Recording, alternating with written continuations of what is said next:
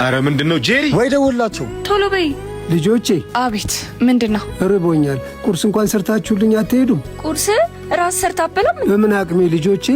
እምችል ቢሆን ኖሮ መቼ አስቸግራችሁ ነበር። አረ እየጠሩ ነው። ራሱ ከፈለክ ሰርታ አበላ። እኔ በበኩሌ አልችልም። እንደው አንድ ጉርሻም ቢሆን መድኃኒትም ውጥበት እኮ ነው። ስንመለስ ይደርሳል። በይኔ ውጪ እንሂዳ።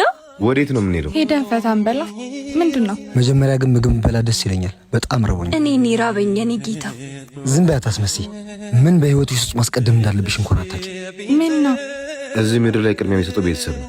ከዛ ሌላ ይመጣ። ነገ እኔ አንቺን አግብቼ አባት መሆኔ አይቀርም። ለአባትሽ ያልሰጠሽውን ክብር ለእኔ ስጭኛለሽ ብዬ አልጠብቅም። ልጆቼ ይኸውላችሁ አባታችሁን ካሁኑ ተንከባከቡ። በኋላ እንዳትጸጸቱ። አንዳንድ ስህተቶች አይታረሙ። ስልካችሁን ረስታችሁ። አባዬ ይቅርታ አድርግልን። አይ ልጆቼ እድሜ እንደሸወዳችሁ አውቄያለሁ። ሳይረፍድ በጊዜ መመለሳችሁ ጥሩ ነው። አባት በልጁ አይጨክንም። ይቅር በለን። ከነሱ ጋር ልናጠፋ የነበረውን ብር አባቶችን ብረዳሽ። የት ያሉ አባቶች? ሙታን ሳማር ቅዱስ ሚካኤል አንድ ነገር የሚገኙ አባቶች።